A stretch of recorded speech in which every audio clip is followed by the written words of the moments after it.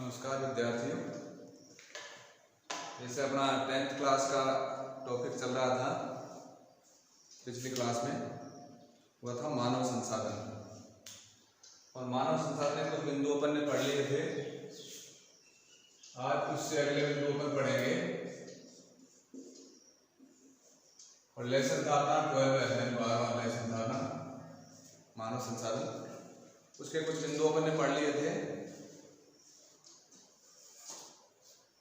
अब अगला बिंदु जो अपन पढ़ेंगे वो है जनसंख्या वृद्धि।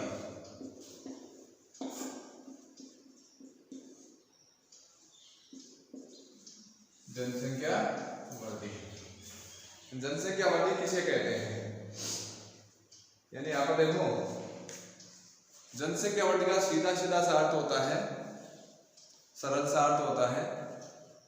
अगर इसकी परिभाषा करें अपन, जब जनसंख्या वृद्धि किसे कहते हैं, तो जैसे मैं आपको बताता आया हूं उसी प्रकार हम इसकी परिभाषा करें तो देखो यहाँ पर, यानी एक तो आएगा दो निश्चित समय अंतराल आएंगे, दो निश्चित समय परिभाषा बनाए अपन, दो निश्चित समय अंतराल आएंगे और निश्चित क्षेत्र आएगा। क्या आएगा? निश्चित क्षेत्र। और तीसरा पॉइंट देखें अपन, वो देखेंगे साहब जनसंख्या में परिवर्तन या वृद्धि। ये तीन पॉइंट से अपन जनसंख्या वृद्धि की परिभाषा कर सकते हैं। यानी अब दो निश्चित समय अंतराल यहाँ पर बताया आपको, जैसे 2001 और 2011, दो निश्चित समय अंतराल हो गए, 2001 और 2011। इसमें 2001 में जैसे मान लो भारत आ गया निश्चित क्षेत्र, यहाँ पर भारत है। जनसंख्या वृद्धि किसे कहते हैं? यहाँ पर अगर इसको तीसरा चीज देंगे, वृद्धि कुल जनसंख्या में क्या परिवर्तन हुआ था। कुल जनसंख्या यहाँ पर 102 करोड़ थी, यहाँ पर हो गई 121 करोड़। जनसंख्या वृद्धि किसे कहते हैं अपन? जनसंख्या वृद्धि का सिंपल सा अर्थ है कि दो निश्चित समय अंतराल में किसी निश्चित क्षेत्र में जनसंख्या में जो परिवर्तन आया, जो जनसंख्या में बढ़ोतरी हुई, उसको क्या कहते हैं? जनसंख्या वृद्धि कहते हैं। उसको क्या कहते हैं? जनसंख्या वृद्धि कहते हैं। जैसे यहाँ पर आ गया साहब लगभग 19 करोड़। कितना हो गया? लगभग 19 करोड़। तो उसे अपन क्या कहते हैं? जनसंख्या वृद्धि कहते हैं। क्या कहते हैं? जनसंख्या वृद्धि कहते हैं। जैसे अगर आप लोगों ने पढ़ा होगा, मैंने बताया था आपको कि साहब 1951 में भारत की जनसंख्या थी लगभग 36 करोड़। कितनी थी? लगभग 36 करोड़। अब कितनी हो गई है? 121 करोड़। यानी जनसंख्या वृद्धि किसे कहते हैं? अगर इसको देखें तो दो निश्चित समय अंतराल यहाँ पर क्या हो गए? 1951 से 2011। जनसंख्या वृद्धि किसे कहते हैं? जनसंख्या वृद्धि का सिंपल सा अर्थ है कि साहब दो निश्चित समय अंतराल में किसी निश्चित क्षेत्र की जनसंख्या में हुए परिवर्तन को क्या कहते हैं? बताओ। जनसंख्या वृद्धि कहते हैं। क्या कहते हैं? जनसंख्या वृद्धि। वृद्धि कैसे निकालते हैं?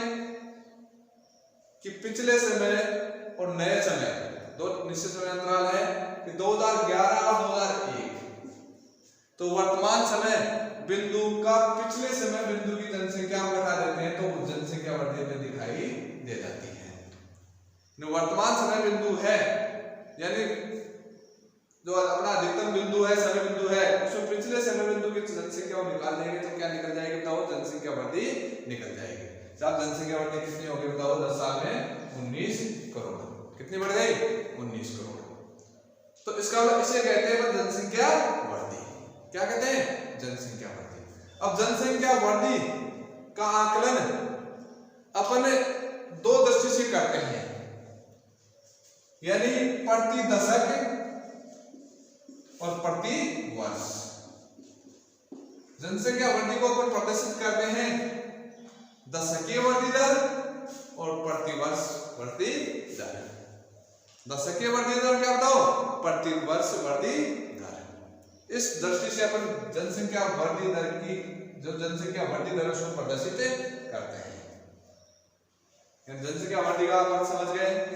अब जनसंख्या वृद्धि दर बोलते हैं। जनसंख्या वृद्धि दर को अपन दो तरह से प्रदर्शित करते हैं। एक होता है आपका दशकीय और दूसरा वार्षिक, प्रतिवर्ष। अब वृद्धि दर किसे कहेंगे? वृद्धि दर किसे कहेंगे? थोड़ा देर में सोचो साहब, 100 व्यक्ति हैं, 100 व्यक्ति पर एक साल में अगर 4 व्यक्ति बढ़ जाते हैं तो वृद्धि दर कितनी होगी बताओ? 4% वृद्धि दर होगी। कितने परसेंट वृद्धि दर होगी? 4% वृद्धि दर होगी। ये कौन सी होगी? वार्षिक। ये कौन सी होगी बताओ? वार्षिक। दशकीय पे क्या करेंगे? अगर दशकीय करें इसको तो इंटू 10 बराबर 40%। दशकीय वृद्धि दर 40% हो गई। हिसाब 100 व्यक्तियों पर 10 साल में 40 व्यक्ति बढ़ गए। तो देखो अगर अपन वृद्धि दर को देखें, यदि आप पढ़ रहे हो जनसंख्या वृद्धि, तो जनसंख्या वृद्धि को किसे कहते हैं? अपन देख लिया आपने जनसंख्या वृद्धि किसे कहते हैं। अब जनसंख्या वृद्धि दर कैसे निकालते हैं? अब जैसे मान लो साहब 2011 के अनुसार भारत की जनसंख्या वृद्धि थी 1.64%। कितनी थी?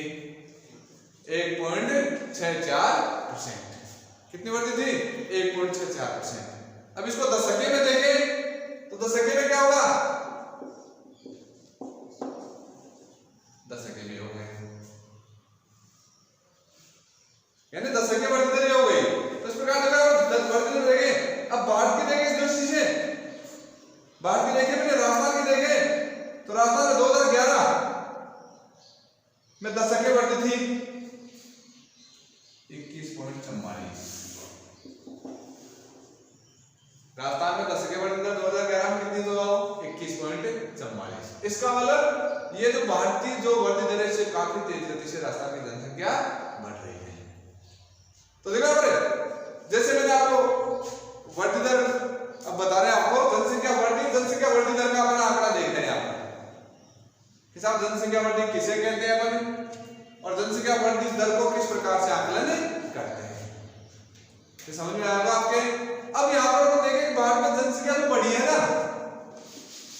जनसंख्या किस तरह से बढ़ी है उसको अपन यहाँ पर देखेंगे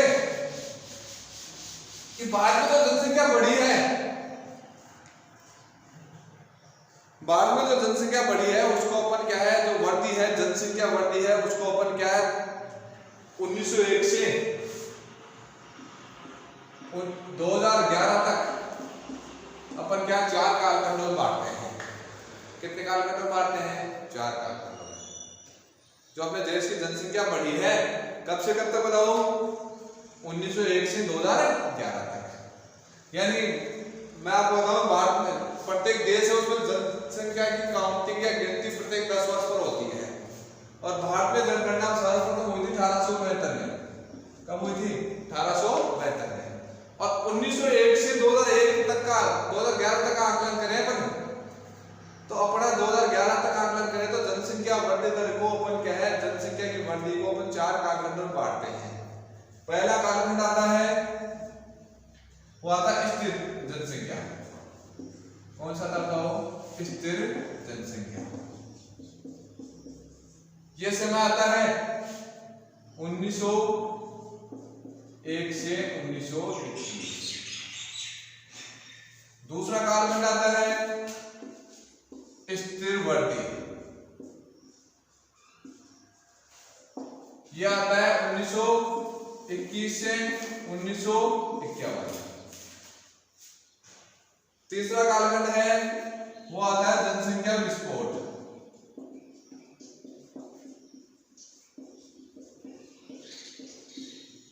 ये कालखंड आता है 1951 से 1981। चौथा कालखंड आता है वो आता है जन्म दर में कमी के साथ तीव्र वृद्धि। यह आता है 1981 से अपन वर्तमान तक देख सकते हैं इसको, या 2011 तक देख सकते हैं। यानी जनसंख्या की वृद्धि है 10th क्लास में साथ में डिटेल वहां पर दी नहीं है, मैं आपको बता दूं, याद रख लेना कि जनसंख्या वृद्धि दर है। जनसंख्या वृद्धि को बढ़ जाएगा तो वृद्धि किसे कहते हैं आया होगा समझ में आपके। उसके बाद वृद्धि दर कैसे निकालते आया होगा समझ में आपके। अब भारत में जनसंख्या वृद्धि हुई है 1901 से, उसको हम 4 कालखंडों में बांटते हैं। कितने कालखंडों में बांटते हैं? 4। यानी जनसंख्या की वृद्धि दर के आधार पर, जनसंख्या की वृद्धि दर के आधार पर इसको देखते हैं तो 1901 से 1921 तक जनसंख्या बढ़ी नहीं, भारत की स्थिर रही। 1901 से 1921 तक जनसंख्या क्या नहीं बताओ, वृद्धि नहीं हुई, क्या नहीं बताओ, स्थिर रही। इसको क्या कहते हैं बताओ, स्थिर जनसंख्या कहते हैं। इसका कारण क्या बताओ आपको? इसका कारण ये रहा कि भारत के इतिहास में एक दशक ऐसा मानोगे आप, पढ़ोगे, याद रखना कि साहब भारत में 1911 से 1921 के बीच भारत की जनसंख्या बढ़ने के बजाय घटी थी। 10 साल में भारत की जनसंख्या बढ़ने के बजाय क्या हुई तो बताओ, कम हुई थी। वृद्धि क्या रही थी? माइनस में। वृद्धि क्या रही तो माइनस में। तो इस कारण से जो 20 साल रहे ये वृद्धि के नहीं, स्थिर जनसंख्या है। फिर 1921 से 51 तक भारत की जनसंख्या में मंद गति से वृद्धि हुई, यानी बहुत नाममात्र की वृद्धि हुई, इसलिए इसको स्थिर वृद्धि कहते हैं। फिर 1951 से 1981 तक आंकड़ा बता दूं यहां पर, लगभग 36 करोड़ से 68 करोड़ हो गई। इसलिए इसको क्या है, जनसंख्या विस्फोट की संख्या दी गई है। 30 वर्ष में लगभग डबल, 30 वर्ष में लगभग डबल हो गई, लगभग 36 करोड़ से 68 करोड़ हो गई। इसलिए इसको क्या नाम दिया बताओ, जनसंख्या विस्फोट का नाम दिया। फिर आगे क्या, जनसंख्या वृद्धि में थोड़ी कमी आई, धीरे धीरे वृद्धि दर में, जन्म दर में कमी आई, और जन्म दर में कमी तो आ रही है लेकिन तेज गति से बढ़ रही है। इसलिए क्या है, इसका नाम क्या दिया, जन्म दर में कमी के साथ तीव्र वृद्धि। जैसे अपन थोड़ा सा आंकड़ा बताएं, 1951 में भारत की जन्म दर थी, सॉरी 1981 में, 1981 भारत की जन्म दर थी 2.2% प्रति वार्षिक दर। कितनी थी? 2.2% वार्षिक वृद्धि दर, जो कितनी होगी 2011 में? 1.14%। इसको देखो, यहां पर अपन देखें 1951 में कितनी थी, तो 1951 देखो, इसलिए जनसंख्या विस्फोट कहते हैं इसको कि 1951 में कितनी थी, 1951 में थी 1.25, 1.25 से 2.22 हो गई वृद्धि दर। 1.21 से कितने हुई, 2.22, और फिर अपन यहां पर हो गए कितने बताओ, 1.64। तो ये वृद्धि दर के आंकड़े अपन देखें कि भारत में जनसंख्या किस प्रकार से बढ़ी है, उसको अपन क्या नाम देते हैं, नाम इसलिए दिया क्योंकि शुरुआत 1901 से 1921 की जनसंख्या बढ़ने के बजाय क्या हुआ बताओ, स्थिर रही, बढ़ी नहीं। 1951 से 1921 से 51 के बीच में ज्यादा नहीं बढ़ी, कम बढ़ी, हम उसको स्थिर जनसंख्या कहते हैं, स्थिर वृद्धि कहते हैं। फिर 1951 से 1981 में तीव्र गति से वृद्धि हुई, तो इसलिए क्या कहते हैं उसको, जनसंख्या विस्फोट का नाम देते हैं। फिर 1981 से 2001 तक या 2011 तक या वर्तमान तक जन्म दर में क्या आ रही है, कमी आ रही है। तो वृद्धि दर में कमी आ रही है, वृद्धि दर में कमी के साथ तीव्र वृद्धि, क्योंकि ये भी आंकड़ा देखो 1981 में कितनी थी, 68, है ना। 30 वर्ष में लगभग डबल हो गई। अब की बार लगभग वर्तमान में अगर 2021 में जनगणना होगी तो लगभग होगी 135 करोड़, क्या इससे अधिक होगी। तो इसका मतलब 40 में डबल होगी। पहले 30 वर्ष में लगभग डबल हो रही थी, अब 40 वर्ष में हो गई। दर में कमी तो आई है लेकिन जनसंख्या तेज गति से बढ़ रही है। अगर इसी प्रकार बढ़ती रही तो वर्तमान समय में भारत नंबर 2 पर है जनसंख्या में। भारत किस पर बताओ, नंबर 2 पर है, और शीघ्र ही किस पर आ जाएगा बताओ, नंबर 1 पर आ जाएगा। वैसे आंकड़े तो बताते हैं कि 2045 तक कि 2045 तक भारत नंबर 1 पर आ जाएगा, लेकिन जिस गति से बढ़ रही है उस गति से 2045 आना भी मुश्किल है। 2045 से पहले भारत नंबर 1 पर आ जाएगा। प्रकार से इसको कौन सा पॉइंट समझ में आपके जनसंख्या वृद्धि, कौन सा पॉइंट बताओ जनसंख्या वृद्धि किसे कहते हैं जनसंख्या वृद्धि। भारत की जनसंख्या किस प्रकार से बढ़ रही है, जनसंख्या वृद्धि दर कैसे निकालते हैं हम, जनसंख्या वृद्धि दर का सीधी सी बात दो प्रकार निकालते हैं, एक तो वार्षिक वृद्धि दर, एक दशकीय वृद्धि दर। वार्षिक वृद्धि दर का मतलब यह हुआ कि प्रत्येक 100 व्यक्ति पर एक साल में कितने व्यक्ति बढ़ गए, वार्षिक वृद्धि दर हो गई। 100 व्यक्तियों पर 10 साल में कितने व्यक्ति बढ़ गए, तो क्या हो जाता हो दशकीय वृद्धि दर हो गई। तो इस प्रकार से ये जनसंख्या वृद्धि को अपन देखते हैं। अब यहाँ पर अगला टॉपिक इसी में पढ़ेंगे अपन,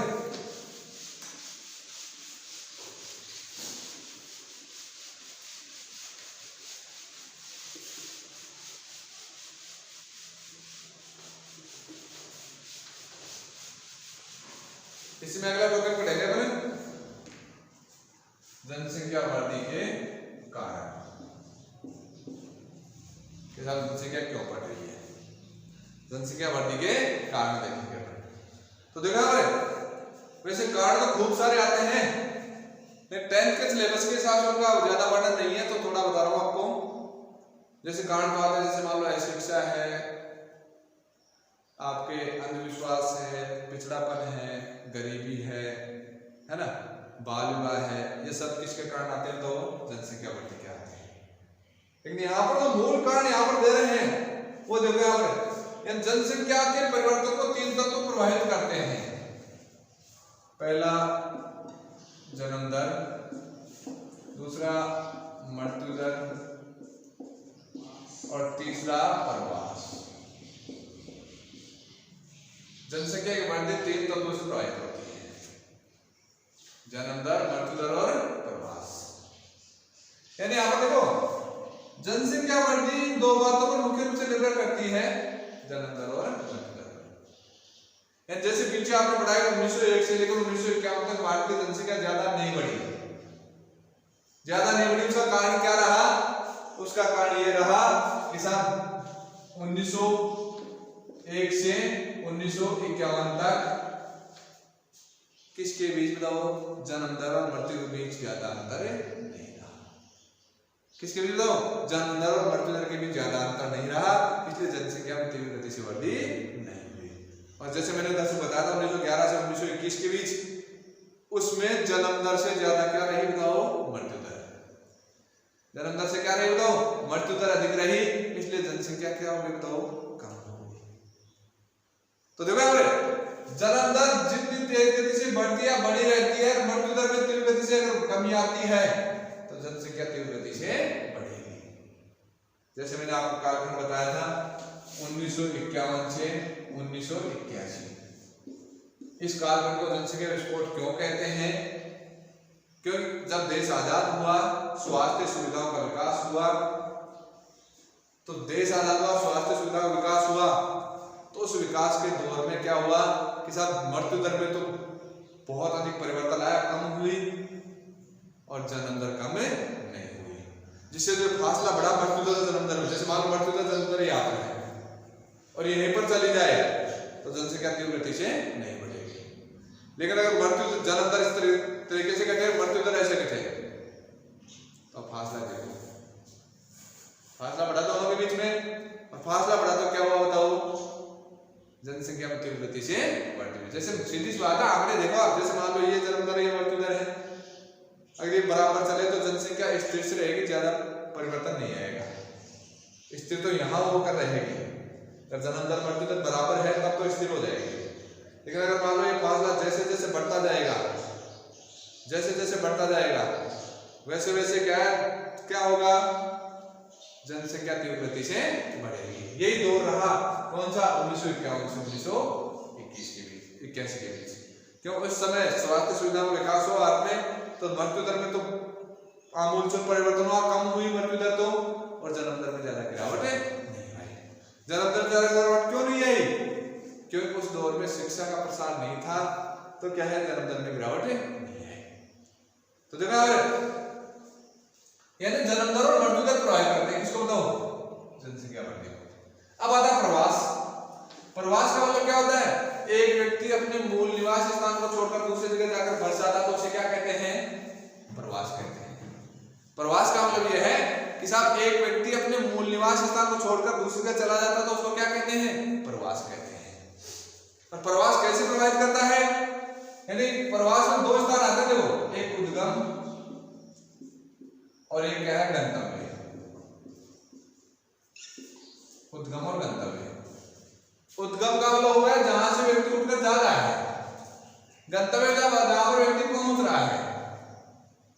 तो देखो उद्गम में स्थान से व्यक्ति निकलेगा तो उद्गम की जनसंख्या क्या होगी? -n कम होगी और गंतव्य की जनसंख्या क्या होगी? बढ़ेगी। जैसे एक छोटा सा उदाहरण बताऊं कि साहब भारत जब आजाद हुआ उस समय लगभग भारत में ग्रामीण जनसंख्या 80% थी। कितनी थी? 80। और शहरी जनसंख्या 20% थी। वर्तमान में ग्रामीण जनसंख्या लगभग 70% है, शहरी जनसंख्या 30% है।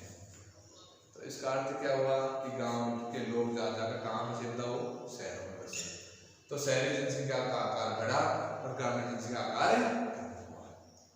तो इस प्रकार से प्रवास प्रभावित करता है। तो जनसंख्या वृद्धि के कारण अगर आप देखें सिलेबस के हिसाब से आपके, तो मूल रूप से यहाँ पर 3 कारण दिए हैं कि कौन सा? जन्म दर, मृत्यु दर और प्रवास। इसके अलावा अगर आप लोग याद रखो तो याद रखना, डाल दो नीचे तो कोई गलत निकालने वाला नहीं है। इसके अलावा जैसे मान लो आपकी अशिक्षा है, बाल विवाह है, अंधविश्वास है, रूढ़ियां हैं, ये सब किसका कारण होता हो? किसका कारण है? जनसंख्या वृद्धि का कारण है। क्या अपने देखो 1951 से 1921 के बीच में जनसंख्या क्यों बढ़ी? उसके पीछे रीजन क्या रहा कि साहब ईश्वर का वरदान मानते थे बच्चे को, इसलिए परिवार नियोजन कार्यक्रमों को नहीं अपनाया। और अगर आप लोग अपने आसपास में ध्यान देकर देखो, इस समय के जो परिवार हैं ज्यादातर, इस समय के परिवारों में ज्यादातर आपको संतानें मिलेगी 5 से लेकर 10 के बीच में। प्रत्येक व्यक्ति के संतान मिलेगी, लगभग 90% व्यक्तियों की संतान मिलेगी 5 से 10 व्यक्तियों के बीच में, बच्चों के बीच में। तो जनसंख्या तीव्र गति से बढ़ी। और एक जानकारी और बता दूं आपको, बेसिक जीके क्वेश्चन भी आता होगा कि भारत ने जनसंख्या रोकने का प्रयास किया है। परिवार नियोजन कार्यक्रम को अपनाने वाला पहला देश भारत ही है। तो परिवार नियोजन कार्यक्रम को भारत ने 1952 में अपना लिया था, लेकिन फिर भी भारत में जनसंख्या तीव्र गति से बढ़ रही है। तो जनसंख्या वृद्धि और जनसंख्या वृद्धि के कारण हम यहाँ पर देखते हैं। जनसंख्या वृद्धि किसे कहते हैं और जनसंख्या की वृद्धि दर किस प्रकार से निकालते हैं, और भारत में जनसंख्या का वृद्धि का एक तरह से रेशा कैसा रहा है 1901 से लेकर वर्तमान तक, और फिर जनसंख्या वृद्धि के कारण कौन से रहे हैं। अब यहाँ पर एक पॉइंट और ले लेते हैं इस क्लास में, फिर आगे बाद में लेंगे।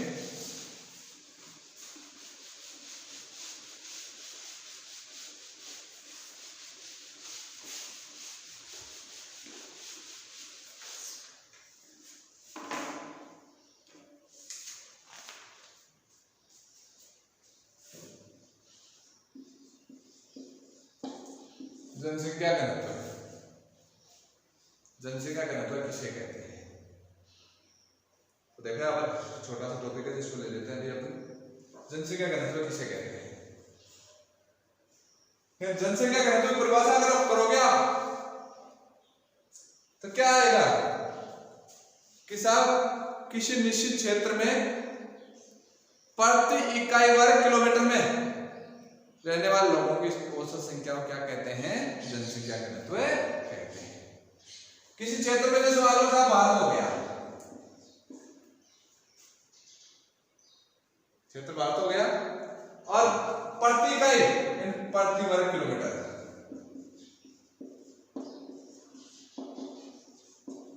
प्रति वर्ग किलोमीटर हो गया, और प्रति वर्ग किलोमीटर में रहने वाले लोगों की औसत संख्या,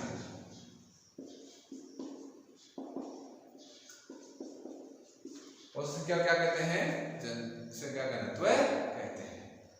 प्रति वर्ग किलोमीटर में रहने वाले लोगों की औसत संख्या को क्या कहते हैं? जनसंख्या घनत्व कहते हैं।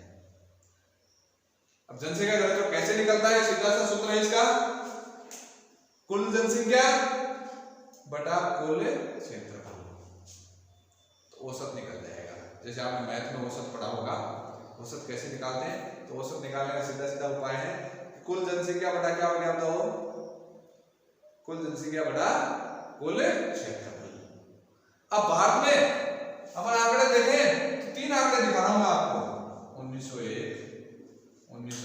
1951 और 2011। 3 आंकड़े अपने यहाँ पर देखेंगे 1901, 1951, 2011। तो 1901 में भारत में जनसंख्या घनत्व था 77 व्यक्ति, ध्यान रखना, प्रति वर्ग किलोमीटर या किमी। ध्यान रखना, अगर 1 नंबर के क्वेश्चन में आपसे पूछ ले कि भारत का जनसंख्या घनत्व कितना है, तो यहां पर देखो कितना है, उसमें आएगा यहां पर 117 समय के अनुसार और यहां पर आएगा 382। यानी यहां पर देखो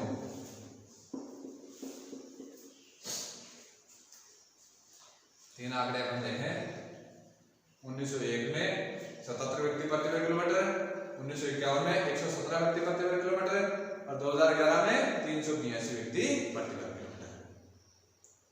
अब यहां पर मैं आप बता रहा था आपको 1 नंबर का क्वेश्चन आ जाए, तो 1 नंबर के क्वेश्चन में क्या करोगे, पूछ ले साहब 2011 में साहब भारत का जनसंख्या घनत्व कितना है, तो कई बच्चे क्या करते हैं कि 382 लिखकर पूर्ति कर दी, तो नहीं चलेगा।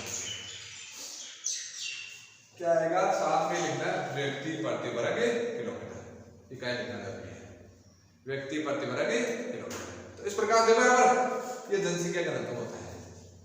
ये जनसंख्या घनत्व किसे कहते हैं?